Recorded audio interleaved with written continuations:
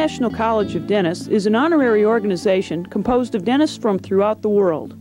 The USA section of the college decided to record visually not only the history of the college, but also several leaders in our profession. Dr. H.O. Westerdahl, Secretary General Emeritus of the college, was selected as the outstanding individual to be honored with the first videotape. The purpose of these tapes is to recognize those people who have contributed significantly to the dental profession. How great it would be if we had G.V. Black on an audiovisual tape. Wouldn't it be wonderful to bring back Pierre Fouchard, the father of modern dentistry? Another purpose of this project of the college is to explore the qualities of leadership. What makes good leaders? What qualities lead them to the top? And what can we and future generations learn from them? This program in the series of the Chronicles of Outstanding Leaders in Dentistry highlights the career of Jeanne Sinkford. Dr. Sinkford is interviewed by Dr. Richard Adelson. As a way of beginning, it says, homemaker, dentist, department head, and dean. Oh my gosh. From ballerina to dental school dean would aptly describe the career of Dr. Jeanne Craig Sinkford. I wonder if we could sort of start with that. Ballerina to dental school dean. I don't know where you found that article. 1969. Fantastic, okay. Earlier, when I was in high school, I studied intensely ballet. Every day I went to classes, and after my regular academic classes, I went to dancing class, and I really wanted to be a ballerina. That was what I wanted to do, and I studied intensely. And I would have gone off to New York to study, but my mother didn't see that as a career. She said, by 29, you'll be a has-been. So I went on and took the academic route, and I decided that I would like to study dentistry. I decided to study dentistry after I met my husband, who was a medical student. And I decided I wanted to do something different, so we would not be competing. So that's how I... Well, track it back a little bit further. You're the high school ballet student now, and... I finished high school when I was 16. So I graduated from college at 20, so I was very young at that time. And I met my husband when I was 18, and we married early. So we were kind of students together, poor together, and very motivated together toward careers that would be mutually compatible. Now, was all this in Washington, D.C.? Yes, went to Howard undergrad, and then we both went off to Chicago. He did his residency at the University of Chicago, and then I went to graduate school at Northwestern, where I got my doctorate. So you did both your undergraduate and your dental training at Howard University. At Howard. Right. I was born in Washington. And never left. No. Well, I did, 4 years in Chicago. Tell me about the choice for not the dental school, but college now at Howard. Well, I wanted to go away to school, but my mother, I had 3 sisters. I was a family of 4 with both parents that worked, so that we could, and education was very important to them. They wanted each one of us to have at least a primary degree, that is a baccalaureate degree. So they had to send us where they could afford to go, and even though I got scholarships, they weren't enough. They weren't significant enough for me to be able to accept them. So I decided that Howard University was a large university located in Washington, and I got scholarships all the way through, so that it cost very little outlay for my parents at that time. And of course, they didn't have loans the way they have them now. The guaranteed student loans programs were not in effect then, and so much of the money had to come from your family resources. And so that's why I chose Howard. And also Howard had advanced programs. If I'd wanted to go into graduate school, I could have done that and stayed at home. And you said both your parents worked? Yes, for the federal government. Is that right? Yes, Not the VA? No, no, no. My mother worked for the Commerce Department, and my father worked for St. Elizabeth's, which is a government subsidized large hospital in Washington. Was your dad in healthcare? No, he was in service. He was in charge of the kitchens and the food preparation and that kind of thing at St. Elizabeth's Hospital. And you're one of 3 girls. One of 4. There are 4 of us. Oh, right. Yeah. What did the other sisters end up doing? They're all, one sister is retired. She was in charge of supervision for she was in charge of employment, hiring of all the teachers for the high schools throughout the District of Columbia. One sister has a master's in education. She's married to a dentist and lives in Buffalo, New York. And she has 2 boys now, so she's not working. Another sister is a pharmacist, and she's working, and she's married to a dentist. So all of us kind of... How does that happen? I mean, your parents just being so intent on all the girls being so educated. Well, they never felt that because we were females we could not achieve. My mother taught school before she accepted a job in the federal government, and she was very much for education, and she felt that that was a way that we could assure our futures, and they were willing to make sacrifices for us to go to school without making us feel like they had made sacrifices. That was what you were expected to do. When you graduated from high school, you were expected to go to college. Right. And somewhere along in college you decided on dentistry. Yes, It was after my junior year, I think, I decided that I would go into dental school. And then, of course, I got a scholarship to dental school, which helped me very much. If the Louise Ball grant had not provided the funds for dental school, I don't think I would have been able to afford to go. Were there any other career choices in mind? I always wanted to do research, and that's why I went on and got the PhD, so that I decided I could be prepared. When I finished dental school, I wanted to do practice and to teach, and it's very difficult to do both. I was going to the office after school, and then I decided that I would still go into academics, which meant I would have to either get specialty training, which I did, and also if I wanted to do research, I had to be able to compete with other academicians on campus, because most of the PhDs were the individuals in the other academic units that were doing the research. So I wanted an equivalent degree, so I guess I was overtrained, but it gave me a lot of options. This is what year now? What, for me as a dean? Well, no. Well, it's graduating dental school. I finished dental school in '58. In '58. Now, were there many women in dental school at that time? No. In fact, about that time, females in dental practice constituted about 2%. And in my class, there were 5 females, and that was the largest number of females that they had in any one class. Usually, they had 2, so that you'd have a buddy. And many dental schools in the U.S. at that time didn't have any women enrolled. In fact, they discouraged you from going to dental school. It was a male profession, and you couldn't extract teeth and that kind of thing. Well, what was that like for you in dental school, being one of 5 women in a class of how many? Well, there were 50 students in my class, so there were 5. So that was a large percentage at that time. Well, I was one of the top students in the class, and I think my male colleagues recognized that I had academic ability as well as I was a good clinical student, and I ended up being my class president and showing a lot of leadership potential at that time, and I don't think the students resented me. I did realize that a number of the faculty had certain prejudices against female students, and I think they made it particularly hard for us, but I think that also made us better, because we had to compete as we were minorities in that environment.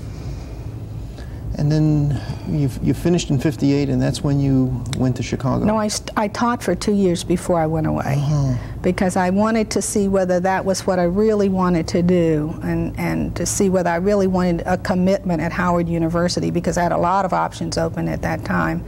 So I taught for 2 years, and in the meantime I had won a scholarship which would have paid my way in graduate school. But my husband was in the service, and he couldn't leave at that time, so we had decided we would leave in 1960 when he could get out of the service. And he could go into his residency program, and I could do my advanced training at the same time and in the same city. So that's why I delayed it until 1960. That was the move to Chicago. Yeah, that was the big move to Chicago. Your PhD is in what? In physiology. And that was done with the intent of having a good basic science foundation, so that I could correlate basic science research with clinical research. and I studied under Stan Harris, and my research was basically in immunology and inflammatory control, and I was looking for a non-pituitary hypothesis adrenal mechanism of inflammatory control, and I found it at that time. I didn't get a chance to pursue it, and someday I hope I'll be able to go back and do that. Well, we're going to come back to that. Okay. But it was interesting. I mean, you came from a physiology PhD, and yet, you know, when I read your CV, your teaching was in clinical area. Okay, I did that also. While I was at Northwestern, I taught fixed prosthodontics, and much of my clinical, I took courses with the medical graduate students in physiology because that's the way the program was structured, but I was able to do clinical work with the dental students enrolled in postgrad programs in the dental school. So I got my credentialing was done at the same time I was doing my PhD. I got the master's and the PhD in 3 years, which was very unusual. They didn't think you could do it, but I said I've got money for 3 years and I'm going to do it in 3 years, that I did. Interesting how those things work. So when I finished there, I was offered a job at Northwestern, and I did stay and teach for a year there before I came back to Howard. And my husband at the same time did a cardiology fellowship at University of Chicago. So he fixed his schedule so that he could stay another year in Chicago. And then we came back to Washington, D.C. in '64 and took jobs at Howard. Did you tell me how you put it together now, the physiology PhD and the prosthodontics? Did you see that it matched up in any way? Well, physiology is function, and it's body function, whether you're talking about the recognition of normal function of parts, or whether you're talking about aging, or whether you're talking about systems interactions. And that's what I saw. I saw that prosthodontics was a clinical area that had a vast need for clinical research. There was we do things because we do it, but we didn't know why we were doing it. A lot of what might have been clinically successful may not have been tissue compatible, and so I saw that there was a great deal of potential for clinical research. And if I wanted to go the other way, I still could have gone basic science, neurophysiology, because I was very interested in neurophysiology at the time. And then you came back to D.C. Right. I came back as chairman of the Department of Prosthodontics. Oh, my. And that was really something. When I came back, I was all gung-ho for research. I wanted to have my own research laboratory. I wanted to have my own graduate students and all. But the chairman of the Department of Prosthodontics, which was the largest department in the school, was at retirement age. And so the dean convinced me that I should do that job, and I didn't want the job at all. I didn't see myself as an administrator at that time, and I really had to think a long time before I accepted it. So I came back to Howard after graduate school as the chairman of the largest department in the school, which had a vast amount of problems, not just personnel problems, but clinical problems and program problems. And that's what I stepped into in my first administrative job. And probably the only female in that level. Yes, I was the only female, the first female head of a prosthodontic department in the country. And when I used to go to the meetings, there were no other women there. You know, they used to think I was at the wrong meeting. It was funny. That's right. That's yours is around the corner. Right. But they got to know me, and it was an interesting transition. How did that work at the school in terms of the... Well, I had to work it out. When I came back, of course, there were individuals in the department that felt that they should be in charge because they had been on the faculty for years.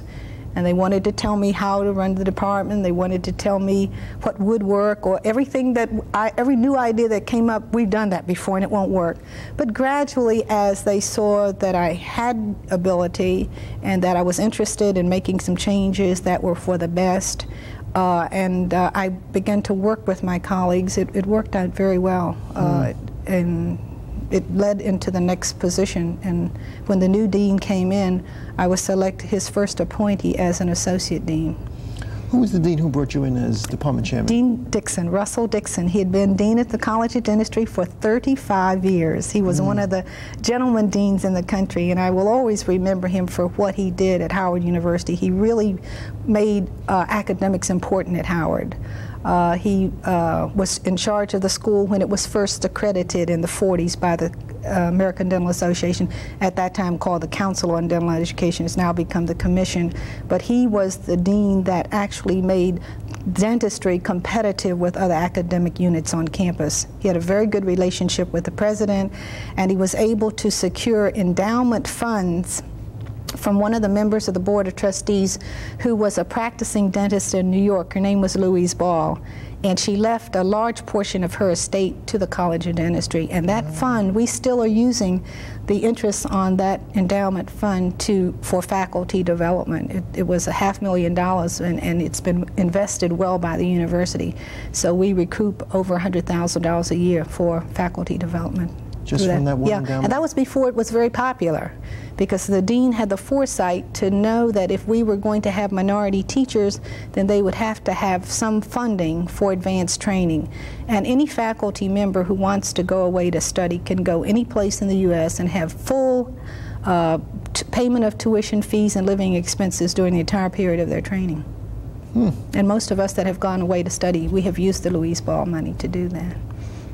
Was this part of what funded your yes, my PhD? Yes, in fact, all of it was funded that way. Through the Louise Ball. Yes. Oh, that was quite a gift. It was. I mean, and has paid off so many times. Oh, yes, it has. Yes, it has. It's a very good investment in the future.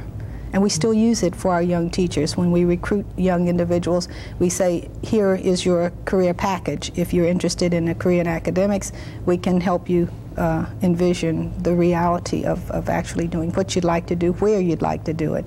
And we encourage them to go away and study at the larger universities where they can get new ideas and can learn new techniques and meet new people.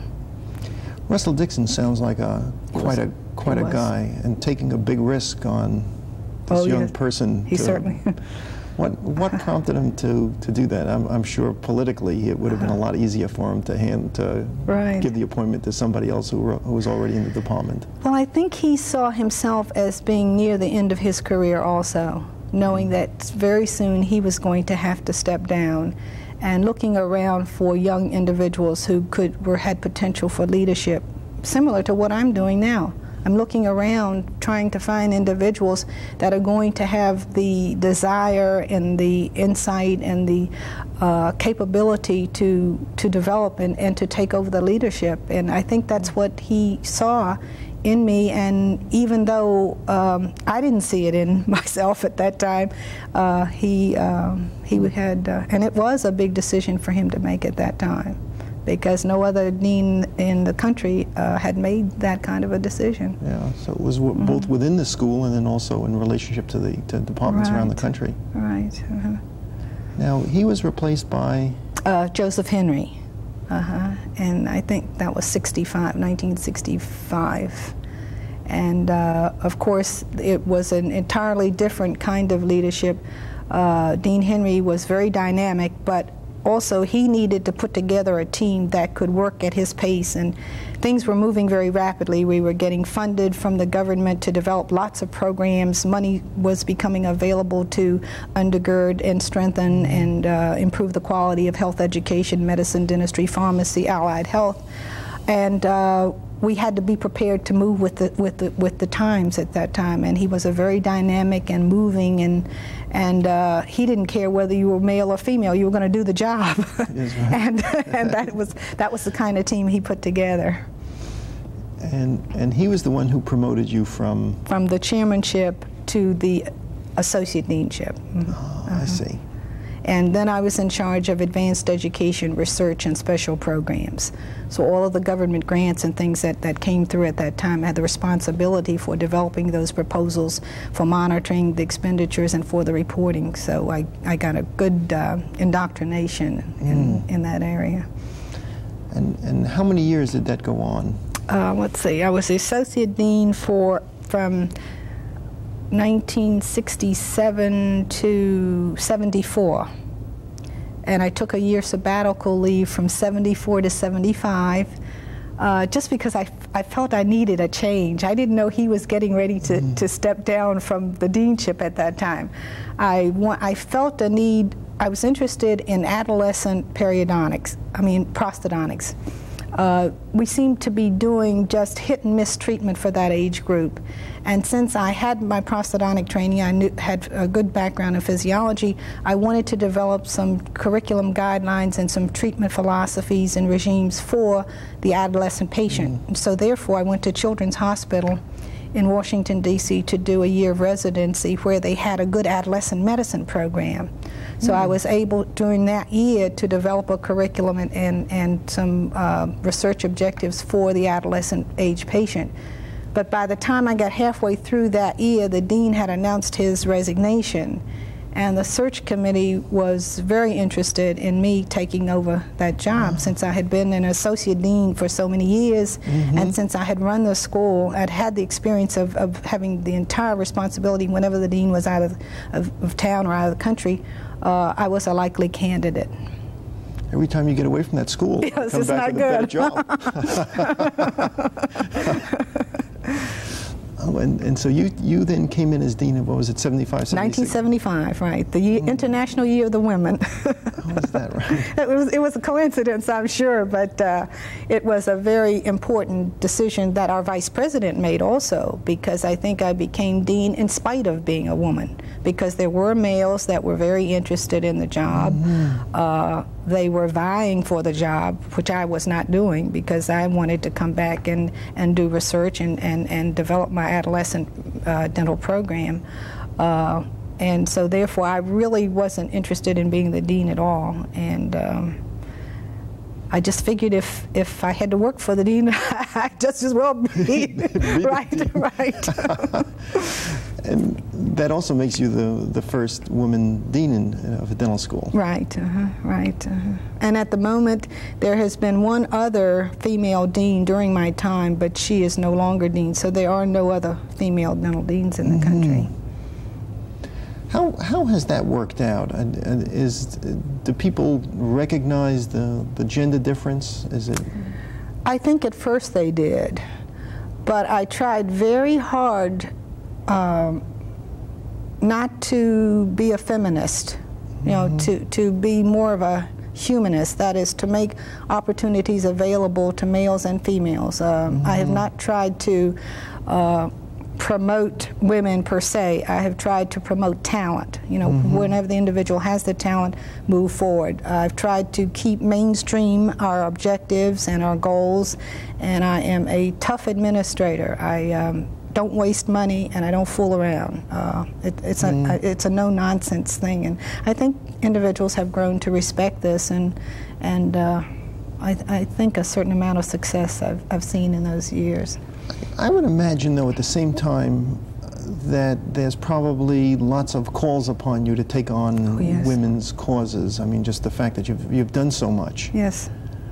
Yes, my children sometimes say, do you still work for Howard University? Because they see me at NIH, or they see me at the VA, or they see me at the Food and Drug, or the Institute of Medicine, or, you know. Yes, I do have to turn down many things. I feel a responsibility to accept a number of things where I feel my experience and my mental capacities and my interests will help the cause. I do realize that my first responsibility as far as academics is concerned is to Howard, and I try not to stretch myself out too far. But many times I'm up reading proposals and getting ready for meetings that are unrelated to Howard, but because it is a cause that I feel that female and or minority representation is important. I mean, after you've gone through that list of all of the people that, and I know a lot of the people you consult for. I have to. I know it's tucked in here somewhere. Just give me a second to pull it out. I was going through your CV, which is, I mean, I could hardly carry. But I want to, in addition to all the list of honors and awards and organizations, I also see on here room parent for grades 5 and 6, the Sidwell Friends, and then so you then became a parent advocate for grade 8, and then a grade representative for grade 9. I guess those are promotions. Oh yes, they are, and very prestigious promotions. I've been very active with the Parents Association at Sidwell. I didn't do this with my 2 older children because I just didn't have time. It wasn't because I didn't want to do it, but I felt at this point, this is the last of the Mohicans, and I was going to get in there and be involved. And many individuals say, how in the world do you find time to do that? And you don't just find time, you take time. And those have been promotions, and they're vied for by the parents, and they're elected positions, and I'm known as Stanley's mother. And it's fun. Tell me about your family. You mentioned your husband's a physician. Yes, and he's chief of pediatrics at DC General Hospital and professor of pediatrics at the College of Medicine. He's a pediatric cardiologist, and he has responsibility for the residency training program at DC General Hospital. He's very busy. He's been the president of the Heart Association, and he's very active with certain committee activities with the university. And right now they're negotiating contracts for the physicians at the hospital. And infant mortality, he's been on the mayor's committee, advisory committee for infant mortality to reduce that in the district, and it's one of the highest percentages in the country. But both of us are very active and very busy and very happy with what we're doing. And we've got 3 children, okay? My oldest daughter finished American U, my middle daughter finished University of Virginia, and the youngest son, Stanley, is in the 11th grade at Sidwell Friends. This is the one that you're doing all the work for? Yes, yeah, that's the one I'm doing all the work for.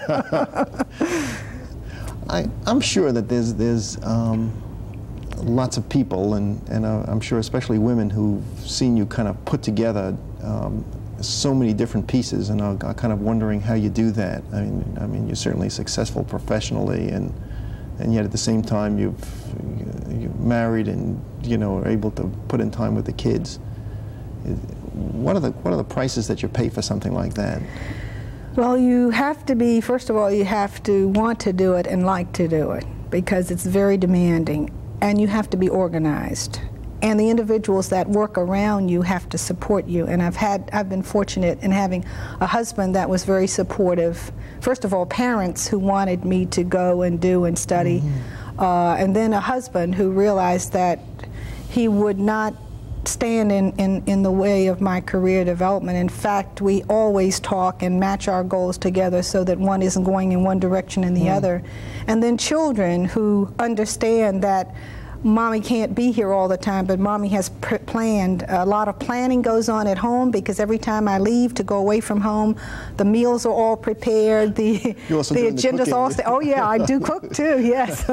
I don't have a cook, and many individuals say, how do you do that? How do you make out? How do you go home each day and cook? Well, they're older now, and they pitch in and cook too, but when they were younger, I did the cooking. My husband would fix Sunday brunch, but I mean, that was a plaything for him. He likes to do it. He's not coming home every day to cook dinner.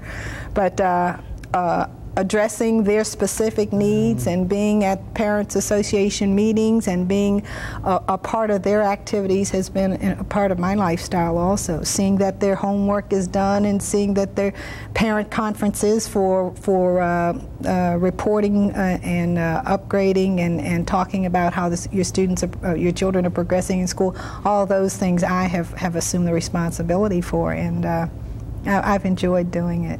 That's really remarkable. I'm sure people who are going to be watching this tape are going to be calling you up to get advice from you. You won't have time to do anything else. But well, you know, it's amazing to me when I read some of the books that are being written today about the career woman. I think a lot of pressures are being put on females today that were not put on us in the past. If you wanted to be a career woman, that was one thing. Society expected you to be married and be a homemaker, and you had to make that decision on your own. You weren't forced to have a job. You weren't forced to work unless you wanted to do so. And at that time, that was one of the things I wanted to do. I wanted to work. I had a good model. My mother had worked and had managed a home and family and had been successful at it, and I saw myself doing a very similar thing. Now, how is that different for women today? I think today women feel pressured into working. If you don't have a career, then you have not reached your potential, or you have settled for less. And I think it's wrong, because I think a lot of women are not prepared to do that. It takes a mindset, and it takes a lot of energy, and it takes a lot of work. And through very critical years in your marriage and in your own life, you're giving up an awful lot for perhaps might end up being a feeling of emptiness at a later stage in life. And I think somewhere in this country we're going to have to come to grips with that. I think the women's movement was good.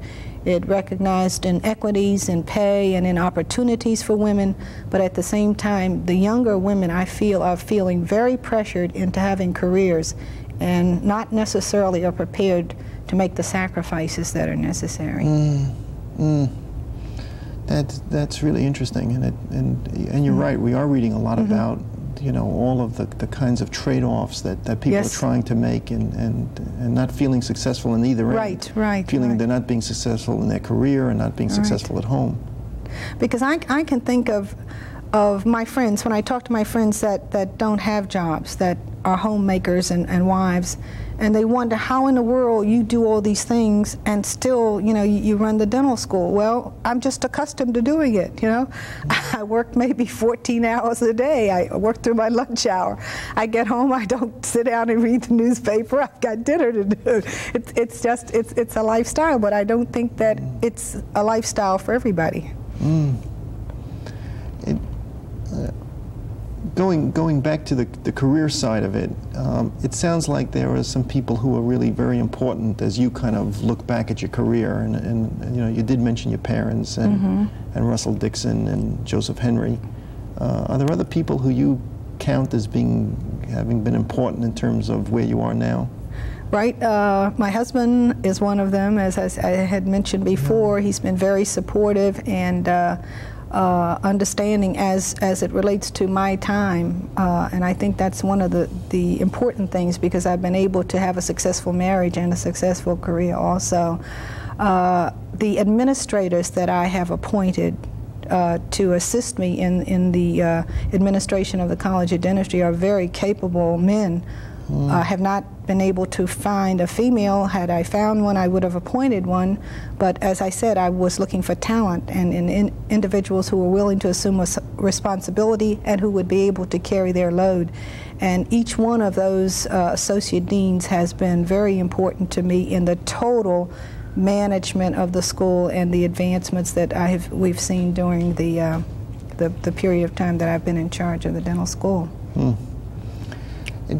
Talking about being an administrator of a dental school, I was looking back at some of the things that you've been writing, and I'd like to talk about just dental education generally now. Two things are going on. We know that 2 dental schools have already closed. There's a reduced applicant pool. Dental schools are cutting their class size. Where do you see dental education going? I think that we are going to see a continued decline in applications to dental school over the next few years. Hopefully, well, we have gone from something like 6,200 first-year entering students in the late 70s, and we've seen a decline since 1978. We're at about 4,800 first-year students now, and I think that's going to continue to decline until we plateau at about 4,500 students, where we were back in the 60s. I'm hoping that our recruitment efforts will prevent us from going much below that, because the predictions for the year 2000 are drastic if we go below about 4,500 entering students. But I do think that a number of things are going to have to happen. Our recruitment, first of all, is going to have to be national, because we're competing with business, with law, with engineering, with other professions that are less costly to, first of all, as far as tuition and to graduate, but also offer immediate rewards, high-paying jobs and immediate security after graduation, very different from dentistry, where the cost of startup is very significant, on top of indebtedness that the student has incurred while they're in school.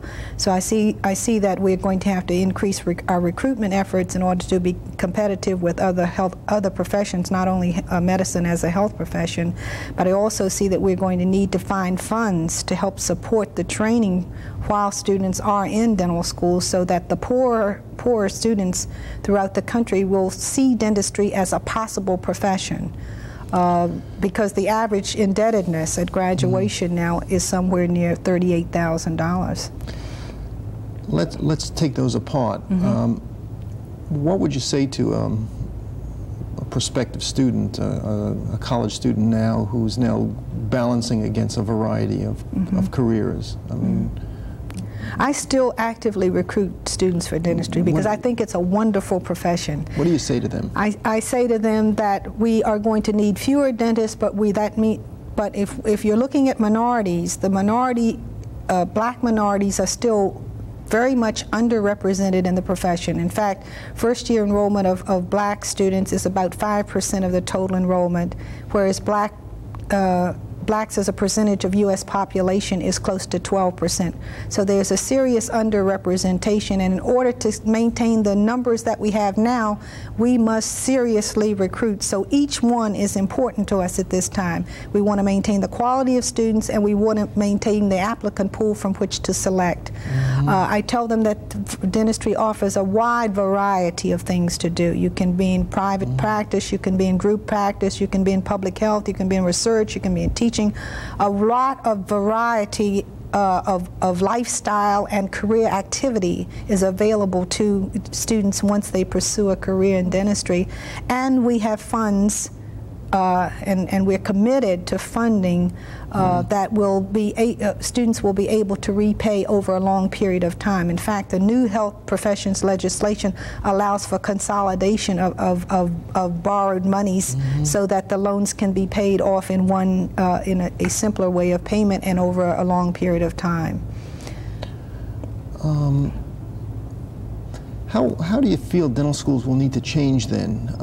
I guess when we're sort of talking about, you know, bringing fewer dental students into schools, and yet at the same time we're seeing really dramatic changes in disease patterns and and populations who require care. Oh, we're changing. Curriculum modifications are going to, of course, have to happen. We're seeing an aging population that is retaining their teeth. We have seen a 60% reduction in dental decay due to our very successful water fluoridation program in this country, even though 50% of the communities throughout the country are non-fluoridated, which means that you have vast areas in our country that still have decay patterns that were similar to those that we were seeing in the 50s before we realized that a small amount of fluoride in the water would have a significant effect on prevention. We are seeing I think we're going to see a reduction in the number of specialty trained dentists. Students will be opting for general practice residencies where they can get a broader and more in-depth clinical experience, which will give them a variety of treatment modalities and experiences so that they can treat the aging patient and the emerging understandings and changes that occur in these patients that in the past we focused very little on. In fact, much of it, we focused heavily on the child, we focused heavily on the adult patient, but after, say, 40, we just applied information that we knew to the adult population to an emerging whole new group of people. So we do have some challenges in that area. We've got some other things that are coming up, such as implants. We are advancing in implantology, such as we understand more about bone metabolism and how interfacing of artificial materials with the natural bone substances.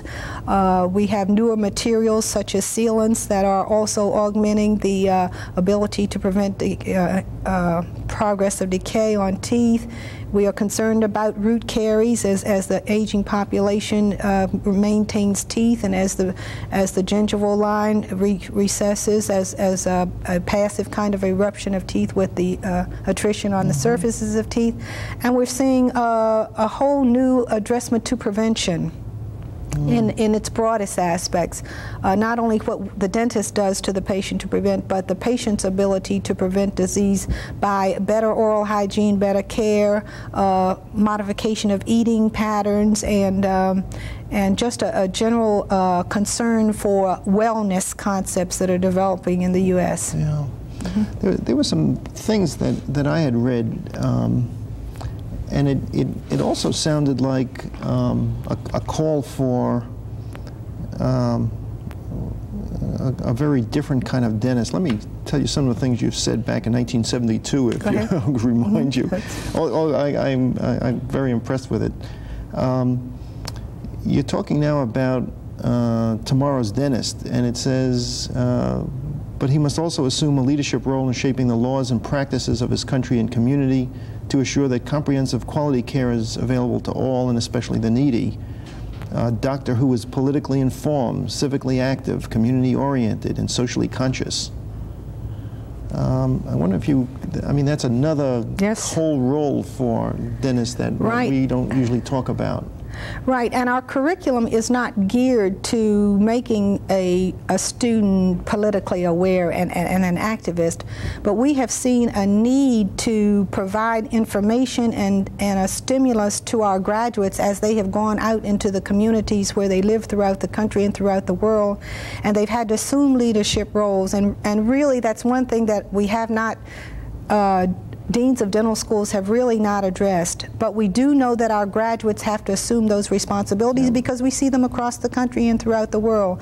And I think that who else can better champion the health and well-being of the population that you serve than those individuals that understand the disease trends and changes and needs and how services are delivered and the availability of care and the cost of care and the need, the patient acceptability for certain kinds of delivery systems.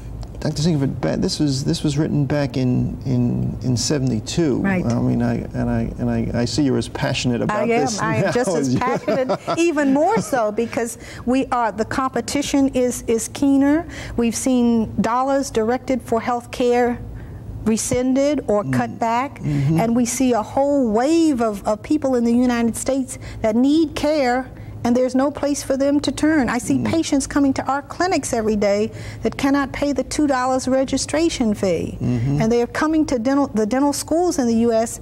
are a major resource, perhaps for care for the needy patient and the special care type patients. We haven't been able to assure that we can assume that role because some schools rely so heavily on clinic income that they've not been able to reduce fees to accommodate the individuals that cannot afford private practice care. Well, what role do you see then for the dental school to produce this politically informed, civically active, community-oriented, and socially conscious? I see, well, first of all, if you're talking about programs, I see health services research as a very important part of an academic community now, not just for dentistry, but for medicine and all of the health sciences. We need individuals that are specifically trained in the skills that are necessary to do demographic studies, epidemiology, interpretations, to give them the communication skills that they need to address topics and to be effective in small groups, large groups, and the use of the new media that's available to us. And that'll provide the data. That will provide the data. And then we need those individuals that are going to actually deliver the services at the level, to identify the newer roles of health professionals that will support the new system of delivery. And it's a whole new thing. And we're seeing the Robert Wood Johnson Foundation, for instance, has funded the Health Services Research Scholars Program. Right. And they are trying to target certain individuals. They're taking them out of the academic structure, those individuals that already have faculty positions. They are providing them with the professional skills that they will need to provide training at the various schools, and we're hoping that these individuals will be dispersed throughout the country so that health services research can become a part of academics and academic research, and therefore you will have the resources that you need within the educational communities, and the individuals will be leaving those communities, going into the real world, in quotes, with those skills and with that dedication and intent. Yeah, I think the politically active, civically active dentist is really still another step, sort of beyond that. And I guess I think it's probably easier for the academic community to build in the health services research piece.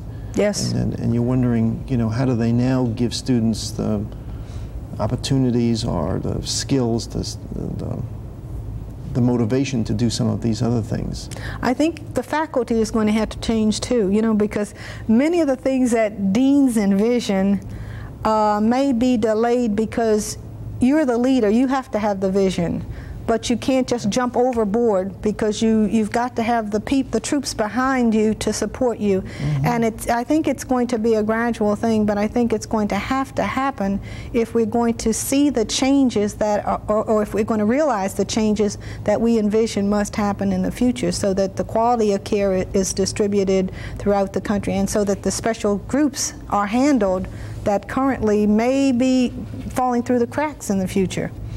Yeah, I want to just take a second and just read one thing that I thought was really eloquent. Oh, you've done a lot of homework. Gosh, have I ever.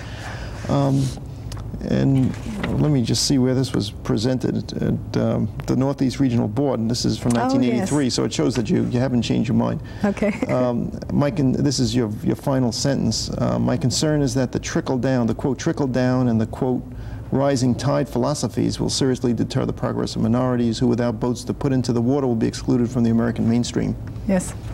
And I think that's really sort of part of that same issue. That's very true. But coming back to the dentist, there was one other thing that I see happening, and at least from the stuff that you've written, and this is from '76. You talk about an expanded function dentist. And someone, just to read a little further, which include the dentist as a member of the emergency health team, responsibility for pharyngeal, laryngeal, and skin cancer detection, diagnosis and screening for hypertension, sickle cell screening, nutritional and genetic counseling. And that's really a very different kind of picture from what we usually talk about when we talk about a dentist. Yes, but we're talking about an individual that is supposed to have a responsibility for the total care of the patient. The fact that our responsibility for oral health care is one thing, but we are the first line people in many of the things that I have described before, such as pharyngeal laryngeal cancer, the ability to detect hypertension in patients, which is very significant in the black population in urban areas. I feel that those skills and those responsibilities would not necessarily impinge upon the practice of medicine. I'm talking about identification, a responsibility for identification and referral rather than treatment. And I see those as, we're teaching our students that anyway. Almost in the new standards that we have by the Commission on Accreditation, our students are already doing in the physical evaluation. They're in the emergency areas in our hospitals, and they are part of the emergency team in hospitals, and we just have not solidified the fact that that is something that will be a responsibility, but I think it is real as we see a reduction in physicians and different roles for supportive personnel, for expanded function personnel in the medical field. I think we should realistically see that we have dental practitioners who have been trained to do these things, and therefore it would normally follow into the total assessment of the patient. Yeah, trained and performing. And performing, right. Not assuming the responsibility for treatment, but realizing within what you already know, you can pick up. You are able to pick up cases that should be referred to physicians for care. And also might make a lot of sense in terms of the recruitment of students into dentistry. Oh yes, yes. Because many of our dentists don't help us with recruitment because they narrow what the practitioner actually does, so that potential students may see it as teeth. But as I say, on the end of that tooth there's a human being, you know, with organs and systems and nerves and blood vessels and that interact with all the major systems that are vital to life support. And if you can't see this, then you can't see the dentist of the future. Because the dentist of the future, filling teeth is going to be one of the mundane things. I mean, in fact, I think we're probably going to get to the place where we can let our auxiliaries do that. I hope so. Let's talk a little bit about auxiliaries. Okay. You brought that up. I know you've been active as part of the responsibility you had as associate dean in setting up some of those expanded auxiliary programs. Right. where is the auxiliary going, and what's happening now, and how do you explain it? Well, I think we're going through some of the similar things that medicine has gone through. Remember when nurses wanted to have independent practices, there was a big upheaval as to whether the care should be supervised by physicians or whether independent nurse practices should occur. I really don't see hygienists as being, say, independent practitioners, other than in situations where you have a very severe shortage of dental manpower. And then I think if we expand our school treatment programs, we may need those auxiliaries. It depends upon how the preventive care programs develop in this country, because we cannot embark on a major preventive program that involves school-based care without the use of auxiliaries. We just don't have the dental manpower to do it, and it would be a waste of money if we were to put the dental practitioners in the schools and in the communities to provide preventive services that can be done by a lesser trained individual, but with the same intent and the same objectives in mind. We would have to use hygienists and health care workers, which is another kind of personnel that is likely to emerge, similar to the European and Scandinavian scene, where healthcare workers actually provide the preventive instruction and nutritional instruction to school-age children to round off the system of delivery. We talked up to now about education in general, and I'd like to now see if we can kind of focus down on the dental education of the black professional, and particularly Howard University, and some things that you might want to say about that. Again, back to things that you've written. This is from 1984, and it just some statistics, and it repeats some of the things you said before, but I'd like you to elaborate on where the problem is coming from and what we need to do about it. You're talking about minority enrollment in U.S. dental schools, and it says, despite this increase, there are only 200 black dentists per year out of a total of 5,500 dental graduates. This figure hardly accounts for the replacements made necessary by death and retirement. The black applicant pool is at a critical level. There are fewer than 500, parens 464 black applicants for U.S. dental schools per year. That's true. We've been very concerned because that number has not increased in spite of our efforts to recruit minorities. The applicant pool is somewhere around 500 students per year, and that is not necessarily qualified black students. When you get down to qualified black students, your pool dwindles to about 300 students.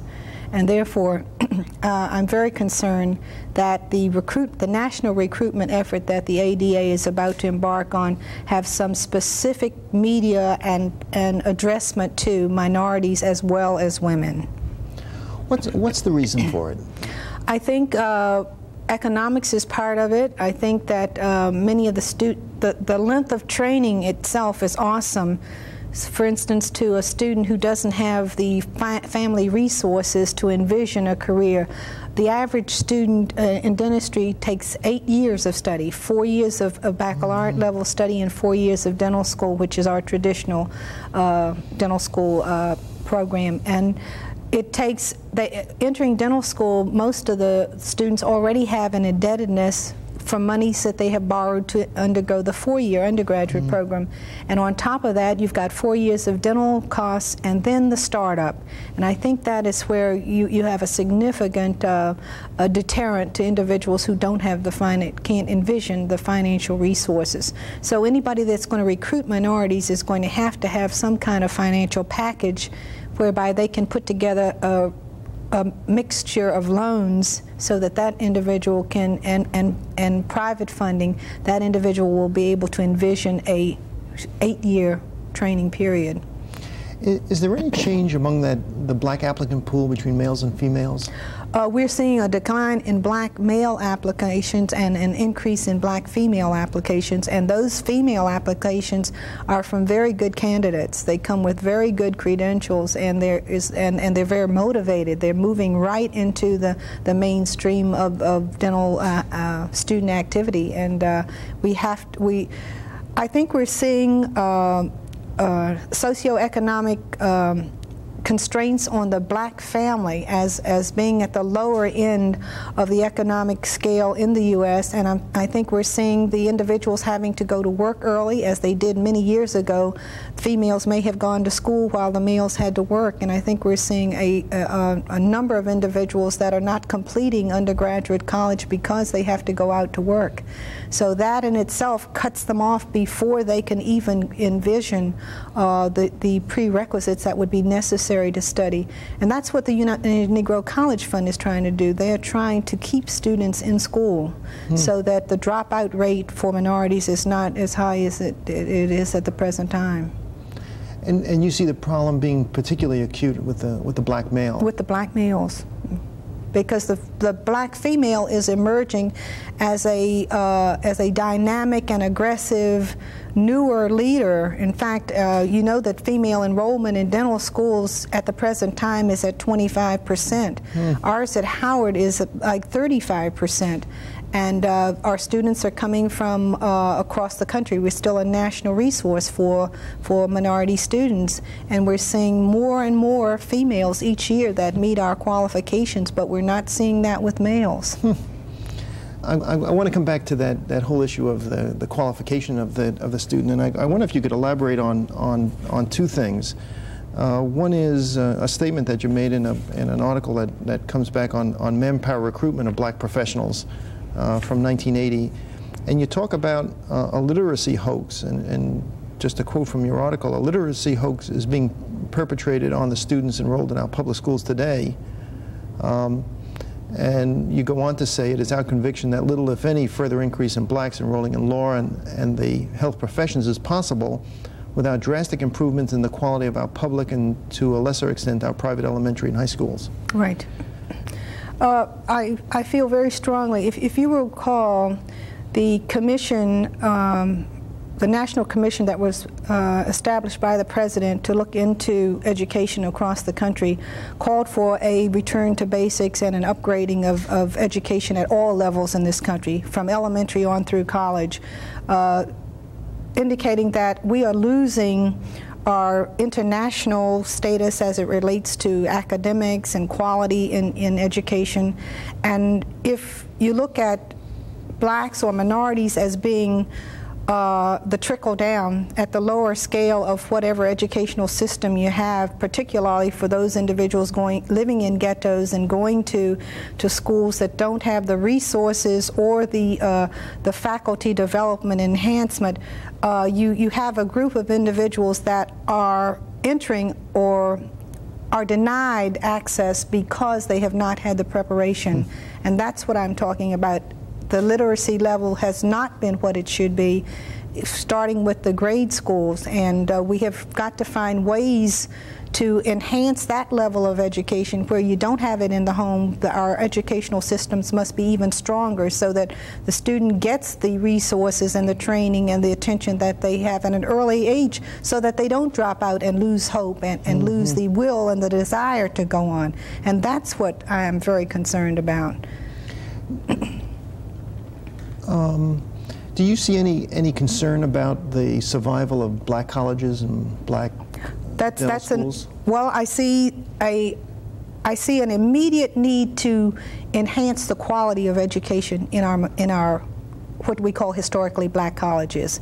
The United Negro College Fund, I'm on the advisory board in Washington for United Negro College Fund. There are about 40 schools in that program, and they serve as feeder schools for the larger universities. It serves as a training ground, I think, for individuals who may have potential to mainstream, but who need that nurturing and that guidance and that care that they can get in an environment where they don't have to prove something because they're a different color or they come from a different socioeconomic background. And so it's been very important, and we have a wonderful track record of individuals that have trained at those colleges and have gone on and have competed in the mainstream and have been very productive leaders throughout the country. So those schools are very critical and very important, particularly in this transition when we're trying to upgrade education throughout the United States. It's very important that these schools that are already in place be maintained and enhanced in quality so that the students that they attract will receive what they're supposed to get in the 4-year training periods that they're there. Then what about the professional schools? Do you need a separate black professional school? Well, I think by the same token, I think that there needs, well, we only have 2 predominantly black dental schools in the country, and we are training approximately 38, between the 2 of us, we're training 38 to 40% of the black dentists in this country. Again, many of the historically black colleges are good feeder schools for our institutions. I think we offer specific enhancement and encouragement and nurturing to those students with minority role models that those students have an opportunity to see that they may not see in other institutions. And we develop an individual in 4 years to the level where they can compete and take national examinations and be very competitive with students coming from schools from across the country.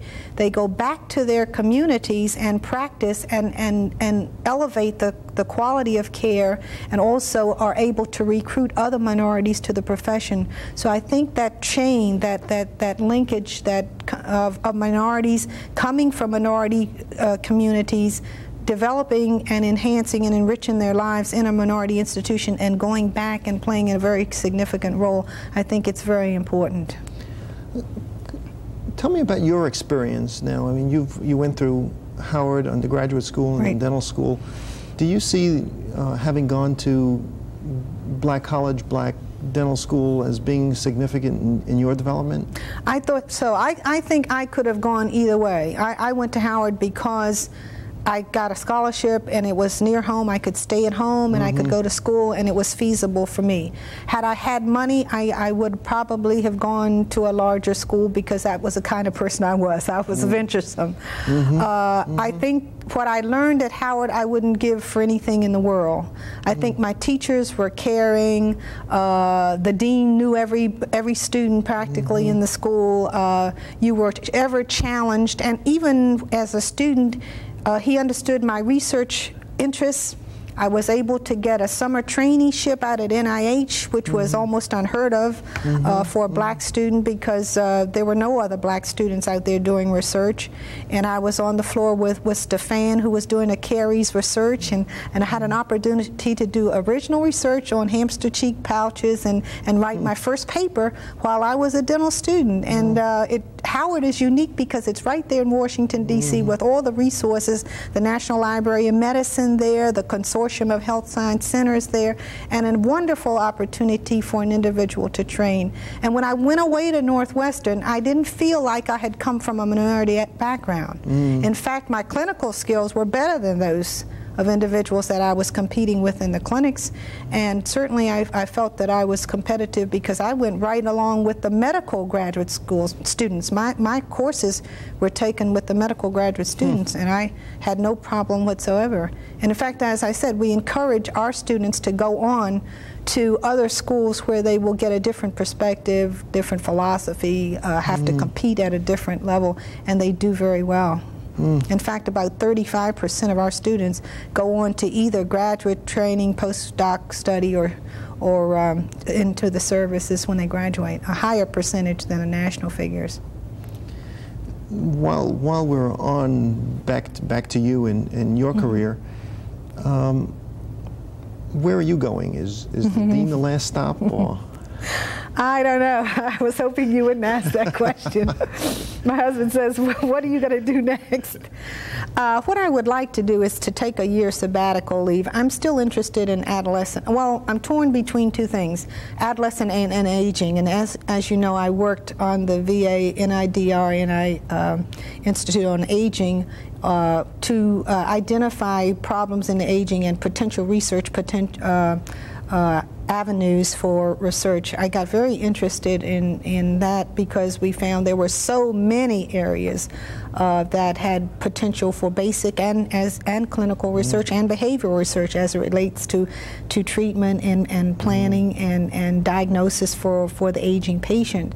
the young old, the old, and the infirmed and the institutionalized patients. I was very interested in the adolescent, and that's still a hiatus for us.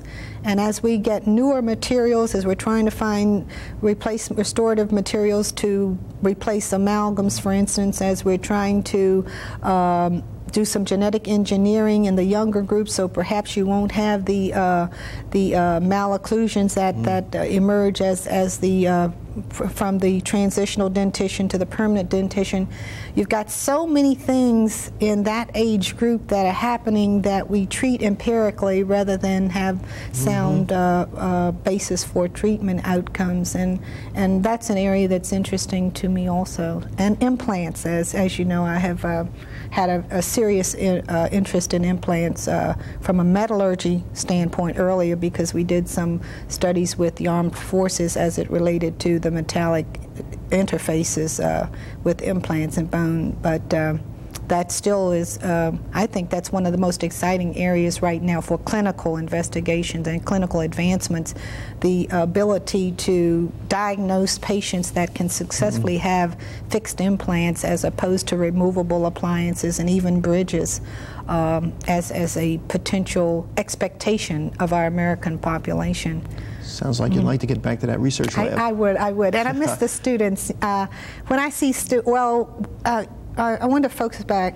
Our students, we try to develop leadership in our students, and the students get to see the dean on a regular basis because they're leaders or because they're on our executive council. Unlike many schools, we have elected students that serve on our highest decision-making body in the school, and we try to develop those individuals. Well, I get to see those students, and they get to know me pretty well, but I don't get to know the masses of students like I would like to know. I would like to know each and every one. I would like to have exit interviews with them. I would like to know what their career goals and desires are, so that perhaps I could comment, could advise. But I've noticed that the seniors have begun making appointments with the dean so that they can discuss those kinds of things, and I like that. I miss being in direct contact with the students because I have two associate deans, one for undergraduate affairs and one for clinical affairs, and they do excellent jobs. And so unless there's a real problem, the students don't really bring it to the dean. They let you pick the furniture. Yeah, they let me pick the furniture, right? And worry about whether the elevators are working, right? That's a tough job. When you look back, and if you thought about taking a different pathway or doing things differently, would you have done anything differently? I don't know. I would have studied dentistry. I may have studied orthodontics because I was an excellent student in orthodontics, and I had been accepted at the training program at Northwestern, but I knew I wanted to do research, and I couldn't do both, and because the orthodontic clinical program was so intense at the time, and the dean kind of influenced me. He said, well, you know, we can get an orthodontist anytime. We can't get a PhD physiologist on top of a dental. So I decided that I would go the PhD route. And I still haven't exhausted my potential in that area. That's what, when I step down from here, I certainly would like to have my own research lab. I'd like to have my graduate students, but I would like to still be in touch with the undergraduate students, because those are the individuals that are going out to make with the major responsibility for the delivery of health care and the quality of health care in our communities. And I think those are the individuals that we have to be sure go out with the right equipment and with the right attitude and the interest and willingness to go beyond what their offices will require of them, and spread out into the community and into the political and civic responsibilities that they have to assume as practitioners. Anything that you haven't done up to now, you still got time to do, is what you. Right. I hope so. How about ballerina? Well, I might even do that. But I still like to exercise a little bit and try to keep this body in shape. But I think it's a little late to try to be a prima ballerina. Just to finish up, Dr. Sinkford. If you were going to, let's see, this is 1986, if you were to do like a little projection into the future, how about like the year 2000? What do you think is going to be happening? Okay. Well, as I envision it, I think that the educational system is going to have to change dramatically. I think we're going to have to try to reduce the educational program from an 8-year program to lesser, which means that certain courses perhaps that are taught in the dental school, like some of the basic science courses, could be taught at the pre-entry level, particularly for those institutions that have feeder schools that they feel very comfortable with, that if biochemistry is already out of the way or if gross anatomy is out of the way, then we start off with the upper division courses. I think we're going to have to expand our general practice residency programs in the dental schools so that the sophisticated level of general practice that our students feel they don't get in the regular 4-year program they will have. I think regionalization of boards and the mobility is going to have to be solved because state boards, as you know, are restrictive as it relates to practitioners being able to move, and individuals find that they get mid-career and perhaps the need in that community dries up. They cannot move, say, to one of the southern areas that may need manpower enhancement. I think we're going to have to see greater mobility as it relates to our ability to move practitioners around into areas where they're needed. I think the emphasis on prevention is going to continue, and therefore there will be a greater participation of individuals as it relates to the quality of their lifestyle and their health, so that they will not be relying solely on practitioners to be the responsible individuals, but individuals will be more responsible for themselves.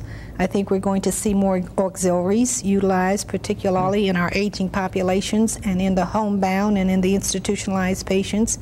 And I think that that, again, is a new level of instruction and education that's going to have to happen in this country. And what's Jeanne Sinkford going to be doing in the year 2000? I hope I'll still be here. But I don't intend to retire early. As you know, my husband and I have talked about it many times. What we would like to do, I think I would like to step down from the deanship. I would like to do some very meaningful research. I'm right there in Washington, D.C., where NIH is there, and I should be able to be very competitive with some very meaningful research that either could be collaborative within the institution. I think we've got segments in our institution. We've got a cancer institute. We've got a well-developed genetics unit in the medical facility. I think some collaborative efforts could go on there. And then I'd like to continue my activities on, say, boards like the United Negro College Fund. I'm working with the Junior Citizens Corps now. I'm on the advisory board there, and that is a foundation in town that tries to reduce crime and enhance the value of life in the ghetto or the inner city children, and that is very rewarding for me. And do some consulting with the Institute of Medicine. And I'm going to be in the library getting more of your reprints, I could tell. Right. Okay. I'd just like to take this opportunity to thank the members of the International College of Dentists for this opportunity to participate in their history project. It's really been one of the highlights of my career, and it's just nice to have been selected. Thank you very much.